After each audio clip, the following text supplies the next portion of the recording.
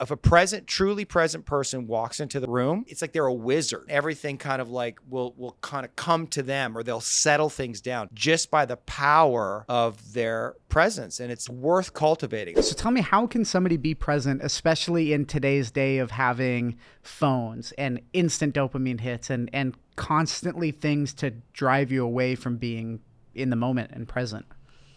Practice. It's like anything else. You have to practice being present. And I think meditation is the start of that. I mean, what is meditation? You sit, you're going to be still, you're not going to move. And essentially you're just observing your thoughts. I mean, you're focusing on the breath, you're focusing on the mantra. And what inevitably happens is your mind begins to wander. Mm-hmm. That's part of it. And then you notice that your mind is wandering and you bring it back to the breath. That's what meditation is. People think it's just like, oh, I'm completely focused on the breath, and if my mind starts to wander, I've done it wrong. No, right. That you haven't done it wrong. It's the practice of noticing your wandering mind and bringing it back to the present moment. So focusing on the breath or focusing on a mantra, it's like you're practicing presence. Right. And that's the best you can do. And so we're never perfectly present all the time, but can I learn to bring myself back to presence? Can I learn when I'm not present? Can I learn when I'm in my wandering mind? And can I just be here all the way? And it's a very hard thing to do, to be here all the way. Usually we need an activity like jujitsu or hockey or painting or some music that brings us into presence. That's why it feels so good. Right. Nothing feels better than being all the way in the moment, making love, watching a sunset. We're lost in it. Right. We're out of our mind. Right. And so how do we cultivate that all the time? That is available to us all the time if we're willing to be all the way here. And it's like if you and I right in this moment, if we let go of our minds and just actually come fully present with each other, it's like what you'll start to feel is like layers of I don't know what, like something will dissolve between us, right? And that is uncomfortable for people. Right. Because we're not used to experiencing reality in that way. And so you need to kind of practice getting more and more comfortable with that. I mean, you see that in the Tate interview at the end. Like he has a moment of presence, and we have a moment of presence together, and then it's hard to tolerate. It's hard to tolerate for me. Right. To really be there. But that's what we're longing for. We want to feel more connected to ourselves. We want to feel more connected to other people. And the argument that I made to Tate and the argument that I make to people is that that's the ultimate power. If you are present, right?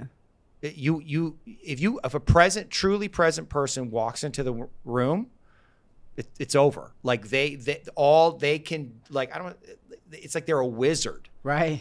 Right. And they can hold all of the energy in some sense, and everything kind of like will kind of come to them, or they'll settle things down just by the power of their presence. And it's an amazing thing. It's worth cultivating. I would say it's the most important thing that you can cultivate. The reason it's so hard is because if I'm all the way present, there's things here that I'm scared to feel. Right.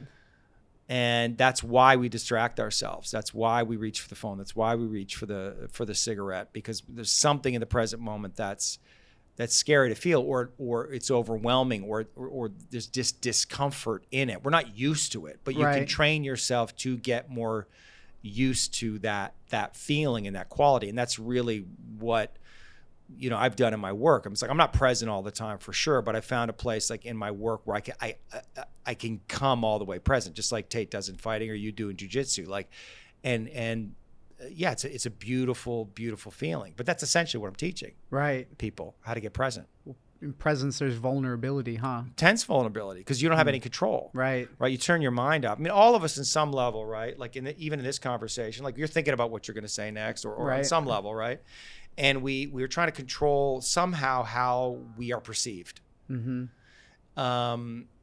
And if you let go of that, what if I let go of trying to worry about how I'm perceived? And how do we do that? By the things we say, by the tone of voice we use, little body language. Like I want the audience listening to me right now to see me or understand me in a certain kind of way. Right. And there's a way that I'm controlling that. I don't know that we can fully get out of that. Right. Yeah. It's just a habit. Yeah. It's how we all evolved. As I say, it goes back to the earlier conversation that we had about like making ourselves connected and favored with our caregivers. We are learning to manipulate ourselves to stay connected and in favor all of the time. And that almost becomes a default. But if you let that go and you just exist like your dog, Right. Yeah. And you just be, well, why do we love dogs? Because they're not trying to do that. Yeah. They're just fucking exist. And those are the people we love the most, right? People who don't seem to give a shit what anybody else thinks. They're just free. They're just existing. Yeah. And why do I laugh at my lady? It's like when she's just being herself. And Right. and it's like she laughs at me when I'm just being myself, when I'm not self-conscious.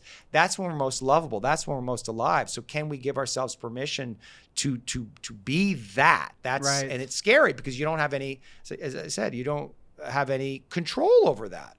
And so you have to be willing to meet life as it comes to you.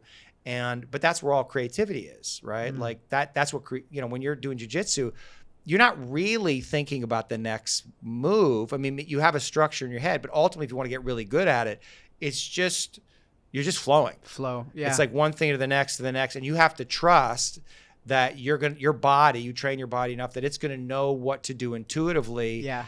And I think that's exactly that's the space we can get into all the time in every human interaction. Yeah. And I think it's really freedom.